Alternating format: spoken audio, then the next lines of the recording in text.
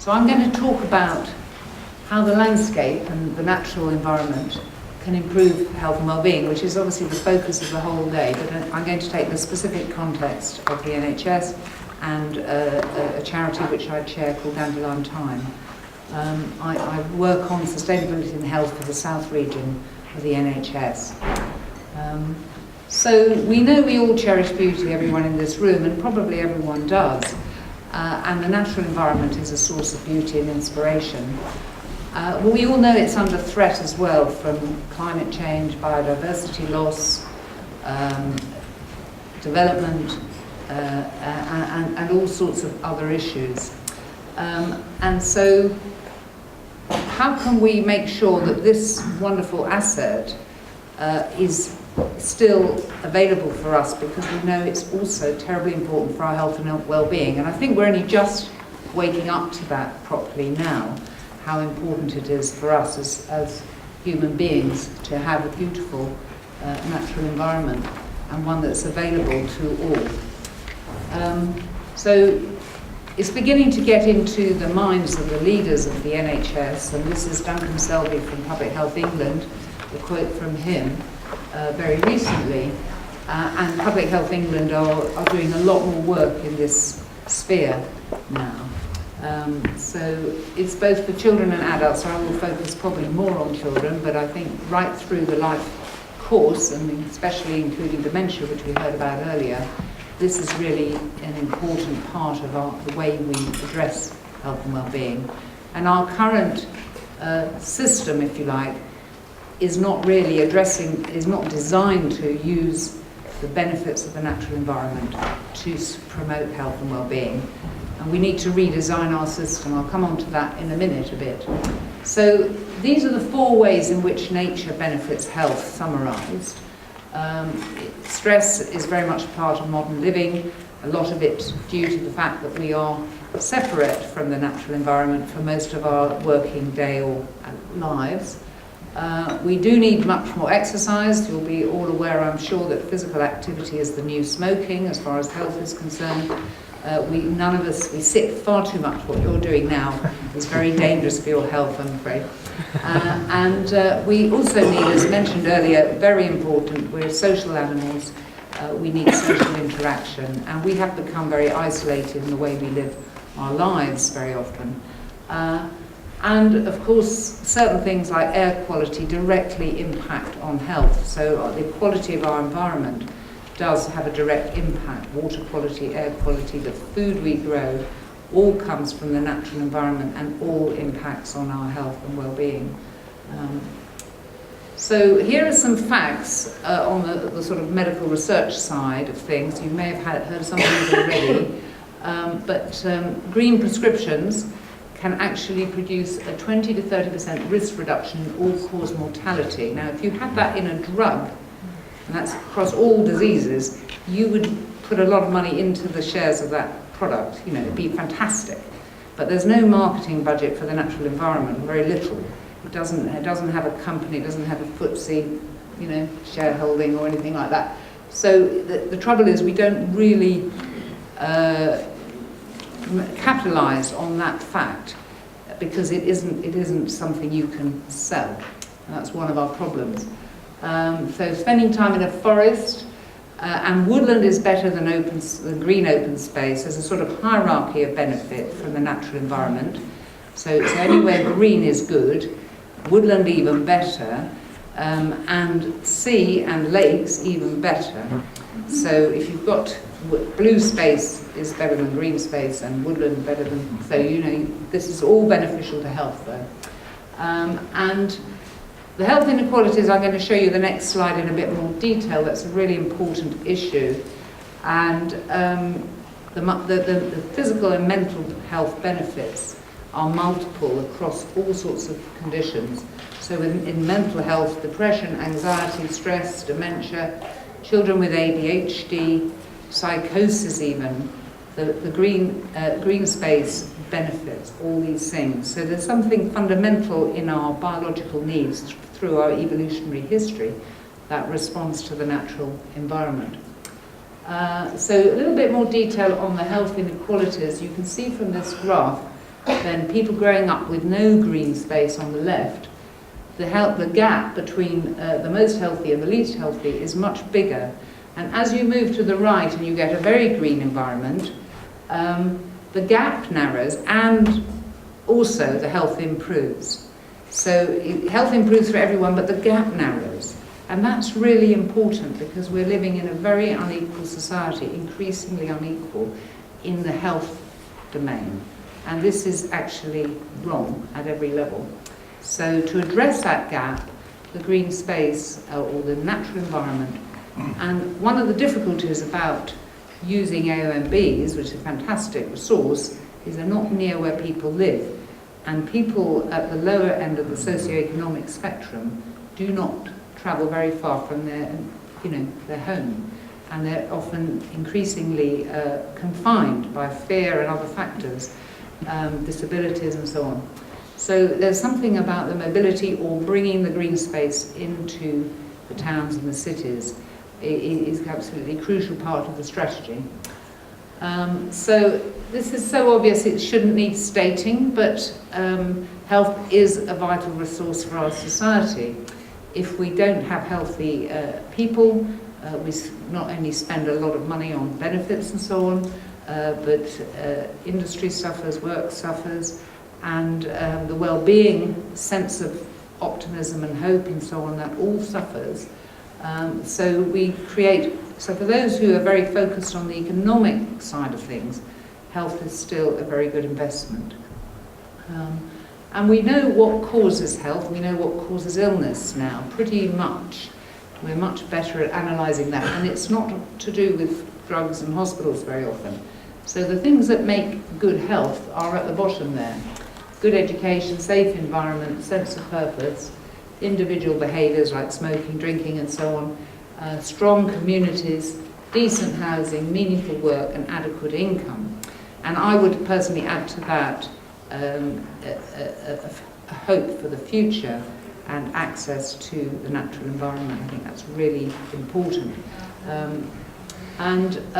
We know what causes illness. And so top of the list is tobacco smoke. But remember, that's an addiction. Why do you have an addiction? Because you're stressed. And so life is stressful. How can we reduce that? And all those top four are symptomatic, and top five, in fact, are symptomatic of the type of life we have all chosen to lead, rather than necessarily we have to lead. So, and similarly, the fruit and vegetables and so on. So the way we eat, the way we move, the way we live our lives is all making us ill. And we don't have to do that. And the medical system has been designed to attack illnesses that are, in a sense, or to address illness that haven't been self-inflicted, if you like. And we haven't got a well-designed system, which we need to create, to reverse those trends where we've actually created our own ill health. So these causes of ill health link to the top causes of disability. So this is looking at long-term disability, there is people in receipt of benefits. And the top two are musculoskeletal, that's the inactivity again, sort of doing nothing all week, sitting at a desk and then going wild at the weekend, laying your patio and giving yourself a slip disc. So that's kind of, we don't look after our bodies in the musculoskeletal department, and we don't look after our brains very well. So mental illness is very, very high on the list. And I'll be talking about mental health for children in a moment. So what is a sustainable health and care system? It's based on the United Nations definition of sustainability, which is a balance between environmental, social and economic. And the question is, how can we move to that? And we are now moving within the NHS to a more sustainable health and care system. So this is the type of issues we'll be addressing. The world is moving also to a more sustainable system, is trying to, through the sustainable global goals. And they replace the Millennium Global Goals, and a lot of them are addressing some of the root causes of our current ills in our society, across the world, but also in the UK and other places. So I just thought I'd put that up to get the global context, because we were successful in 13 out of 18 of our millennial goals, so hopefully we can succeed in some of these as well. Now, NHS England and Public Health England have jointly got a unit called the Sustainable Development Unit, and we have actually produced a national strategy that came out in 2014, and that is a world leader, I'm pleased to say, in that no other country had at that point a national strategy to develop a sustainable health and care system. So within the context of that, a lot of what we're talking about today needs to be seen in that context. And as you all know, the NHS is facing a sort of crisis with a 30 billion projected gap by 2020. And so in the end of 2014, Simon Stevens announced the 5-year forward view. I'm sure you've heard about that, where the focus now is on prevention, changing how we live, as well as how care is delivered. More preventative care, doing things more efficiently, using technology more, and closing the gaps for health, finance and quality, which are the three main gaps that are seen within the current healthcare system. So that's a summary of the 5-year forward view on one slide, which is not very easy to do as a long document. And what has come following that, the delivery of the forward view, is these sustainability and transformation plans, which came in the most recent planning guidance. So now we have got, instead of in an area like Kent, where I come from, Kent and Medway were sort of, slightly at war with each other, different local authorities, different hospital trusts and so on, and East Kent, West Kent and so on.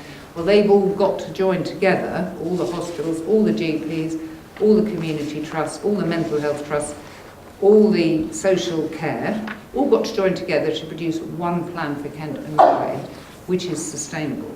Very different thinking to the sort of purchaser-provider split and robbing Peter to pay Paul mentality that we've had for 20 years or so. So this is very different. Put this slide up really just to think about obesity in that context of sustainability and transformation plans. What is it that drives people to be obese? What are the choices that they have and the lives they lead that create those choices? What's available in the local shops? What entertainment is available for young people? Where can they go and play? Where can they go and meet their friends? And quite often the situation is, well, it's easier and simpler, and your mental health is poor and your family are all at war and so on, just slouch on the settee at home and eat a few cakes and all will be well. But it's not the answer, obviously. And you can design in health. There are lots of publications now on how to redesign our places we live so that they're healthier, so that people can lead different sort of lives and reconnect with the natural environment. So this is very important. So we know what leads to healthy lives, and we want that for our children and grandchildren and for all of us, really.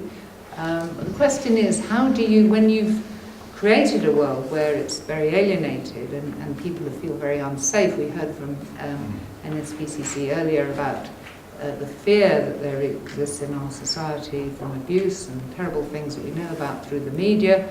And so a child's roaming distance has now gone down from about 10 miles from their home at the turn of the last century to, just a few hundred yards that a child can safely roam on their own, or parents believe they can safely roam on their own. So how can we reconnect children with the natural environment? So moving on to talk about Dandelion Time, which is a charity for children who've experienced abuse and trauma, which I chair in Kent. The thinking around Dandelion in the early days was, how can we get away from the medical model? How can, I was sending children from my GP surgery off to see psychiatrists at age 7 and 8, and they didn't want to go, and they certainly didn't want to take drugs, and the parents didn't want them to be under a psychiatrist. That was seen as a very frightening and terrifying thing, quite rightly, I think. So how can you provide an alternative provision for children experiencing the stress of our current society? And so we started this project on a farm in Kent, and the idea was to see if we could do it in a non-medical way. So we work with children roughly of age 5 to 14, and we work with the whole family. Now, we discovered that very early on, that you can't help a child without helping the whole family.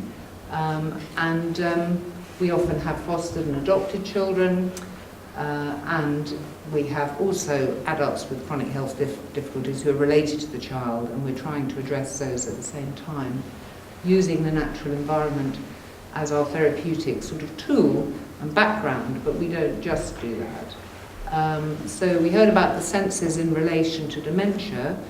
Modern neuroscience now has emphasised the importance of the senses in healing trauma, where trauma has caused brain damage that you can now see on functional MRI scans. That damage can be undone through the senses, so the senses are really important.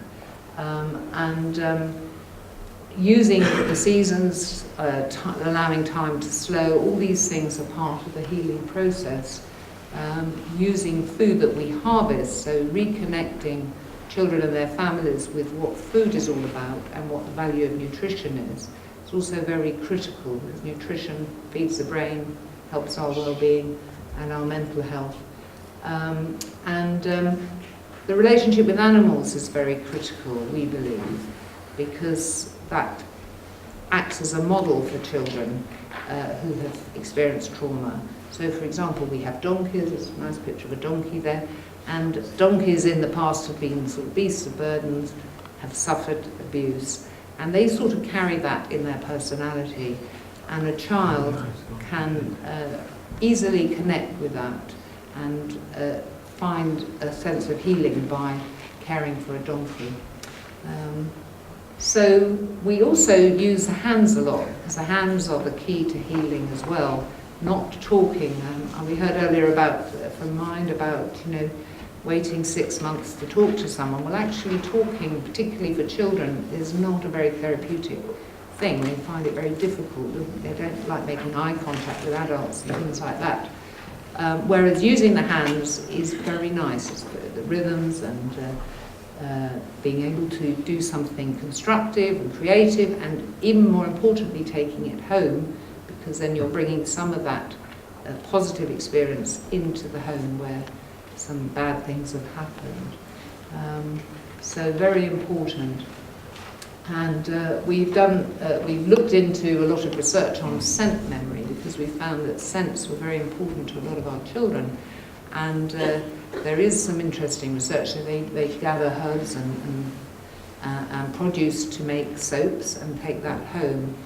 And the fact of smelling that product when they get home, when they wash their hands, triggers those memories of happy times and helps with healing. So these are some of the quotes from children. You notice the bottom one, now we'll go for a walk just for fun and we enjoy it. We never did it before we went there.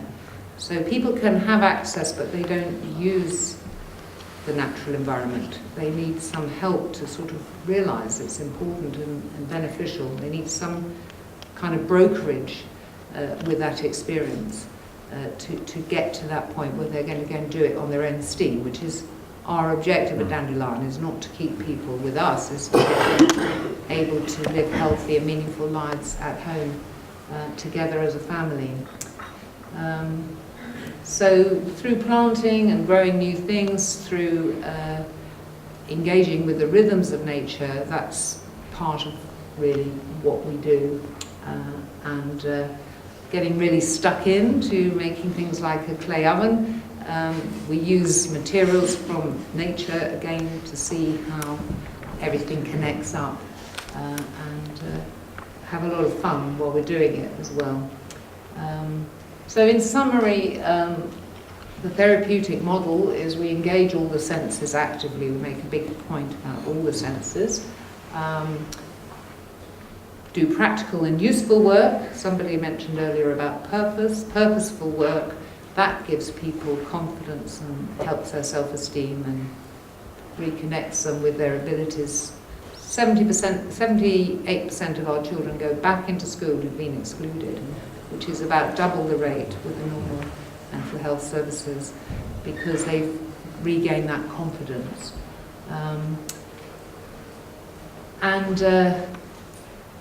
Relationships of care and interest, becoming a custodian. I think that's quite important in the wider issue that I just mentioned earlier, the threats of climate change, biodiversity loss. How can you care about something if you've never experienced it? That's what David Attenborough said. And so it's really, really important that we get the next generation understanding the value of the natural environment. So I put this slide up just to sort of illustrate the disconnect in a way, what's happened to us. And some of it comes through things like computer games, the nature of a man, this says. And there's no nature there. It's a very unreal world. So our human society has become disconnected. So the access to the natural environment is considered unnecessary by quite a large part of our society. And that's what we've got to try and reverse. It's an enormous task.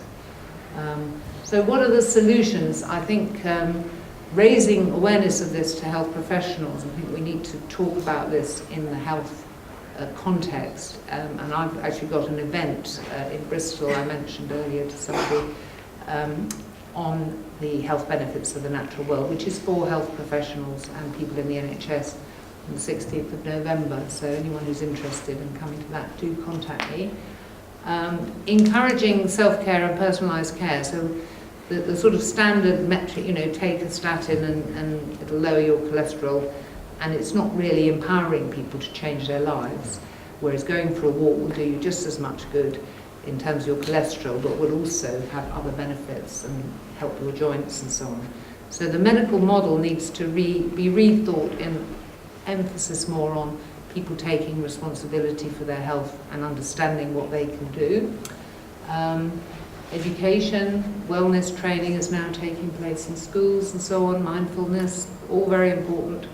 And schools are, in our area, we're training teachers through Dandelion time in how to bring the natural world into the classroom more, and use that therapeutically but also educationally. And we do definitely need to increase the evidence base, because it isn't strong enough at the moment, but there is some good evidence out there, and train people in this role. So in summary, for the national strategy for England for sustainable health and care is basically reducing the negative things on people's health and enhancing the positives. So that's really the summary of it. So it applies to all sorts of areas, not just mental health. So my three sort of key points from this session: nature is absolutely crucial for our health and well-being. Reconnecting with nature acknowledges our mutual interdependence. So nature needs us and we need nature. That's really important, and we need to value it. And we're only really at the beginning of this journey with human neuroscience. I mentioned the functional MRIs, they've only come in really in the last sort of 10 years, and we're just beginning to understand how the brain works properly and in real time. And watch this space, because it's going to change the way we do health, I think. So thank you very much for that.